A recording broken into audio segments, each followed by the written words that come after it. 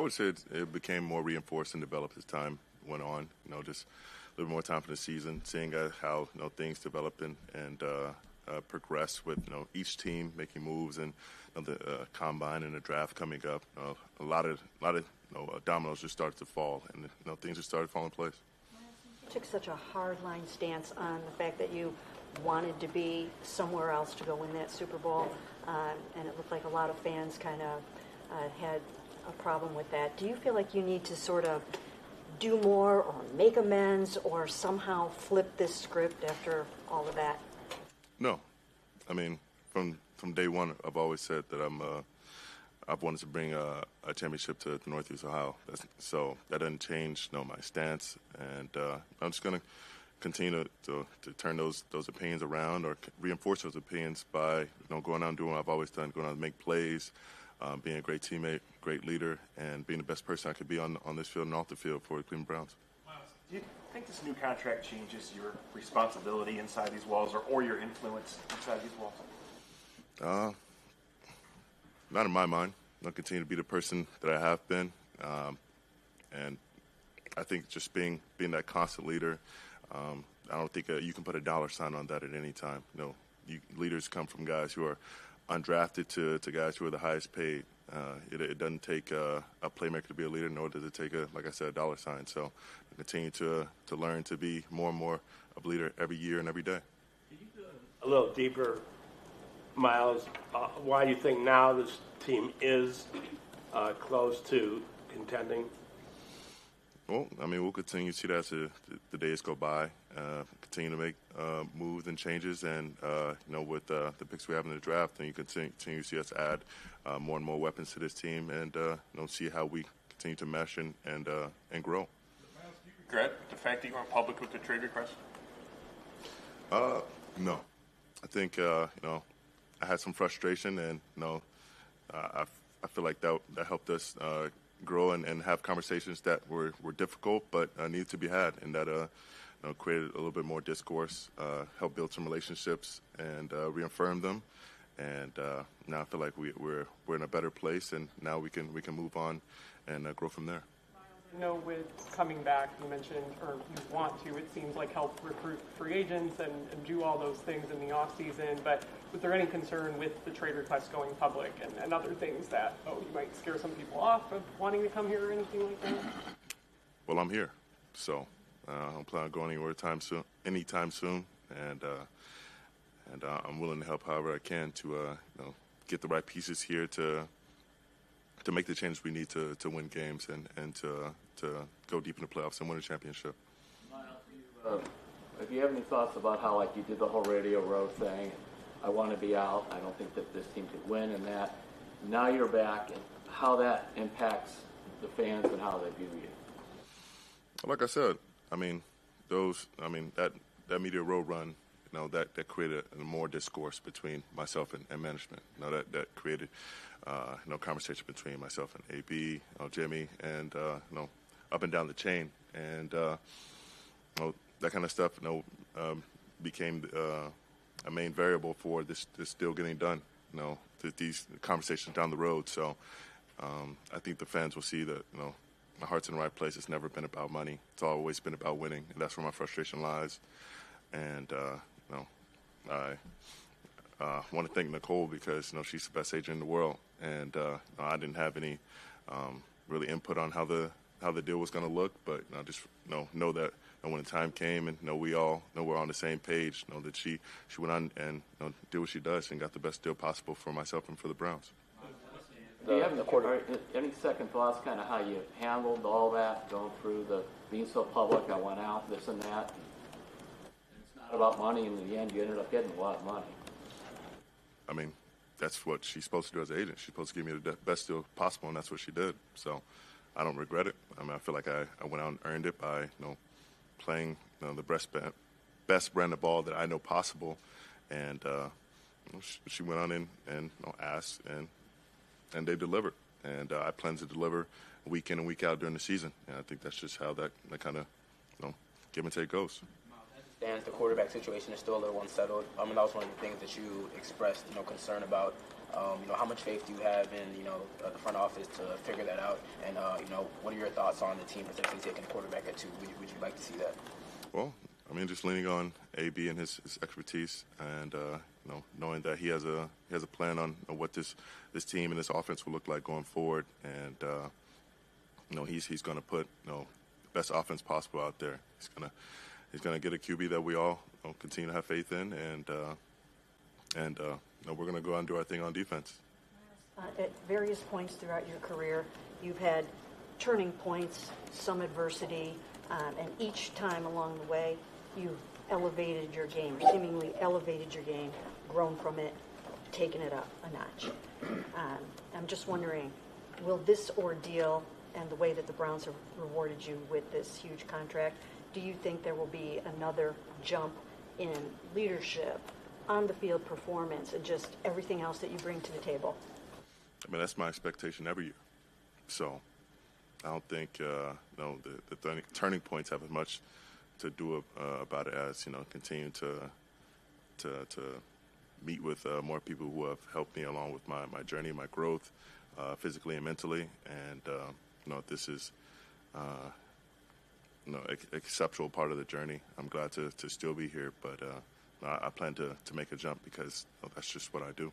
You said again that's not about the money. You just said it again, Dave. But it looks like the whole thing was a long game for you to get more money. So how do you tell fans, no, that's not it? I don't tell fans anything. I go out there and prove it. If it's about the money, then I could just pack it in and not go out there and give my best effort.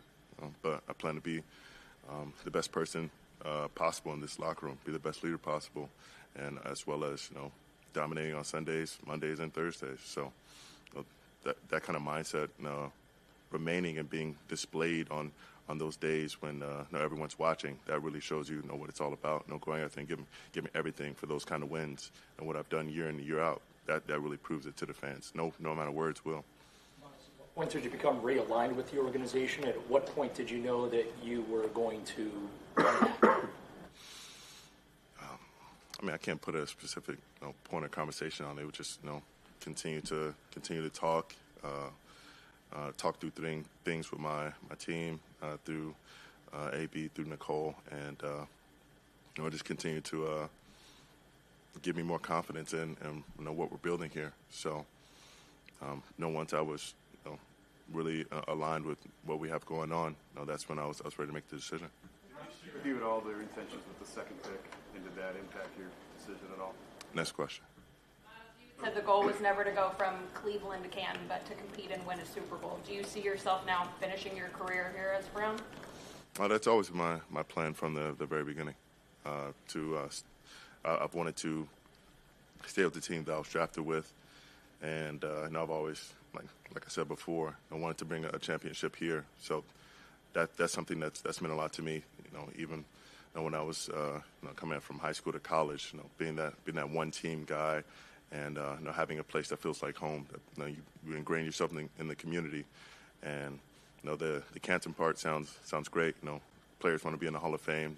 That's a tremendous individual award, but communities and cities remember championships, and that's what I want to do. Jimmy not taking the meeting with you, was there a connection between that and the fact that this happened so soon after that? I mean, was that them showing you that, we're locking arms here and we want to keep you here, we are absolutely not trading you, or was there no connection between that and the end result? I mean, I would say that the conversation opened up for me and AB to talk more, and Jimmy took a bit of a back seat, leaning on AB and our relationship, and I think that's for the better. You want to have a good relationship with your owner, but as well as your GM, and him and I have had many discussions and conversations over the years, and he helped me see what the future can really hold for us. so much about the desire to win a Super Bowl, contend for a Super Bowl. Do you think this team can do that? And then how will you handle it if there's struggles and it doesn't look like that's a possibility? If there's struggles, we go through it. We've went through struggles in the past, and as long as we're set on that being the goal, that's everyone's main focus, which has been shown that it is. Well, then I continue to try to find a way to get the most out of myself and my teammates and out of this organization, because a deal like this isn't just for me to be a player on the field. It's for me to be a main focal point. It's for me to be an elevator to everyone in this building. Along those lines, in your original trade request, you talked about how much the city of Cleveland and Northeast Ohio meant to you. How difficult was that in that decision-making process, thinking about that you've called this home for so long, and then how much did that weigh into a desire to come back after these conversations? I mean, I feel like it gets pushed to the side a little bit. The difficulty of making a decision like that, and it doesn't make it ever any easier, with the record that we had, that kind of decision. So, at that moment, like making a trade request, came heavy-heartedly, because this is a place that I love. That's going to be my family, an organization that's going to be grown to be and feel like family. So, when I said it, I don't regret what I said, but it did hurt, because this has felt like a community. They have received me with open arms, from day one, and I've given everything. So, wanted to make my voice heard loud and clear, and fortunately enough, it was. And just like family, sometimes you fight, and you have to go through things. You have to build through adversity, and we'll get through this, and we'll come out right on the other side. Go back to Scott's question really quick. I mean, in that Hard Knocks clip of you, and I think like the last episode, you had that line about you think that you guys are closer than a lot of people may think, despite 3-14. I guess now, what gives you that confidence? Can you elaborate on that a little bit? I don't want to go that into detail. Like I said earlier, we're leaning on the expertise of AB to put the right pieces in place. But I do understand what he's building. We've had multiple conversations about that, and I just know that I'm gonna do my part to get everyone online and on board with that goal and that message. Were you here yesterday to recruit the quarterback, or did it just happen that way? Maybe a little bit of both. Yeah. What's my pitch? I won't take him to the ground 3 or 4 times a year. In your mind, do you need to win a Super Bowl here for this to be the right decision for you to sign that extension?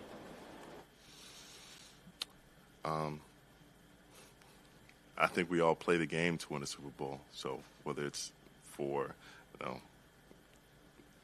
this dollar amount or any dollar amount, I think that's what we get into the game for, regardless. So I'm not worried about whether that's the right decision or not. No, that's always been the plan since day one. Going through this experience and feeling the feeling of what it actually might be like for you not to be here anymore, and maybe not to have the Cleveland support or the community that you've had over these past 8 years. Do you feel now that you want to finish your career in Cleveland? And if so, might this be even more meaningful to you than ever before? I mean, as I said earlier, I've always wanted to end my career here. The team I started with, I wanted to end with, and with the contract now, that'll likely be how things go for as long as they'll have me. So I'm glad to be here, and I'm glad to have supported Cleveland, and for those who may have taken a step back, like I said, I'll continue to change their opinions with my play and what I continue to do day in and day out. Have you had any conversations with your teammates? Because obviously, when you say you want to go somewhere to win the Super Bowl, they might think, does he think we're not good enough? Have you had conversations with them? Do you have to kind of explain things to them at all? Yeah, I mean, I had conversations with my teammates and, some of the leaders on the team, as well as, my position room. And, they understand that it's part of the business, and they want to be successful as well. And, it's always difficult at the end of the season, when you underachieve and things don't go your way. And, I don't want to go understated how much, they had an impact on this decision to come back, with, the things they had to say and the appeal they had, towards, coming back and doing things over again. And just, making these minor tweaks that, we saw that could make a massive difference. You talked during last year just how frustrating it was, the most frustrating season of your pro career. Did you need to put a little space between you and that season? Did that help in terms of maybe smooth things over, kind of recalibrate your thoughts about where this organization is and where your future with this organization is? Yeah, I think so. Taking some time away, not only from the season, but just for myself, just getting away from football for a bit. I just helps decompress and come back with a little bit more clear-headedness. And I think at the end of the day, made the right decision for myself and as well as for the Browns. And I'm still happy to come back and play with all of these guys. What is it about AB and his process did you feel you have a better understanding about, maybe compared to end of season meetings? I think maybe at the end of the season it wasn't as level-headed as I wanted to be. Right after, with still the emotions of the season still going on. I like to look at things pretty objectively, but as much as you can, just coming off a season that most of it will look at as a disappointment and underachieving, and continue to take more time and have a conversation with him, Nicole, and many other parts of the organization, as well as my teammates, help me kind of rest at this decision where I am now. You talk about changing the opinion of any fans that were bothered by the request. Were you bothered by any kind of backlash you might have received or felt? I didn't particularly look at the backlash. I really don't care to look at the news or social media like that. So I didn't see much of the opinions. But if there were any changed or any people that are disheartened by the news, well, look to change their minds. Go ahead, Mary Kay. I talked to Joe Thomas about how this might go, and he was pretty vocal about the fact that he thought that you staying here and finishing your career here would probably be, just better for you in every way than maybe going and being somewhere for 1 year or 2 years and even grabbing a Super Bowl ring somewhere else. Did you ever end up talking to Joe throughout any of this process, and if so, was he helpful? I believe I texted Joe just a bit early on, just getting his opinion on things, and he's always been a shoulder to lean on, for just good advice, knowing exactly where I am in this phase of my career and my life, and he's been in this position before, so he was just a good leader for myself at a young age. So I wanted to hear what he had to say. Process, you had in your mind everything that was going wrong here, right? And that led to asking for the trade. Now that you're back on board and you're committed here, what's it going to take for this franchise to get going and become a consistent winner year in and year out? And what role in that can you play? It's going to take everything, and whatever it takes, I'm willing to give. I want to be a winner. I want to bring a championship back to Cleveland. So, whether that's going out and recruiting, whether that's staying late, that's mentoring the young guys, just whatever it takes. I'm going to do it all because I don't want to come back here the same way we did after last season. I don't want that feeling ever again. I want to feel like we're taking more and more strides to that promised land. Couple more here. You've had that minority stake in the Cavs for a couple of years now. I just wonder, with the new deal, have you considered possibly investing more there at some point? And have you talked to Donovan or Jarrett or any of your friends on the team throughout this request?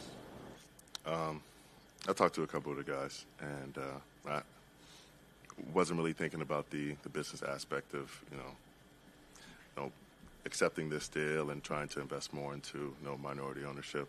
I was really focused on doing the best thing that's for us, my family, for my team, and ultimately for the Browns, and all this stuff. Other business endeavors and or deals can come a bit later. Something you'd be open to potentially in the future? I think I'll be open to it in the future. Those next steps forward, what have the conversations been like with Jim Schwartz in that process too, and wanting to get this defense back to where you guys were like in 2023? I haven't talked to Jim. Talked to Jock about what we can get out of the D line. Him always seeing plays that are right there that we could have made, or just things we need to tweak, how we can really unleash guys, and things that just continue to make me more hopeful and put a smile on my face, because he's just so optimistic. He's so boisterous, and he really wants to get the best out of guys. He's really a player's coach, and I look forward to helping him develop these young men. When you realized you weren't going to be traded, and it sounds like you sort of made the decision, okay, I want to stay here. How did you feel when you say, okay, this is where I'm going, and what's coming next? I mean, I was always saw that as a possibility. So staying here, it wasn't like I had to be roped into it. This is a home, and this is my home. So I feel like at the end of the day, we're going to continue to make the best decision for ourselves, and how can we turn this into a winner, and those were the next conversations, and continue to have those, like I said, and continue to make it more and more clear how this could open up sooner rather than later. Russ Wilson would be a good addition to this team, and did you have a good conversation with him yesterday, and what's your role? And I know that you wanted to get back in time to be able to help lure some free agents, so how did it go yesterday? I think it went well. I mean, him and I had a little bit of conversation at the Pro Bowl, as well as here, and I definitely think he'd be a valuable asset as a leader, as a mentor to those young guys. A veteran leadership can't be understated, and I think he definitely has some juice left at the position. He's plenty of arm left. He's very smart, and he knows what he's capable of. So he'd be a valuable asset.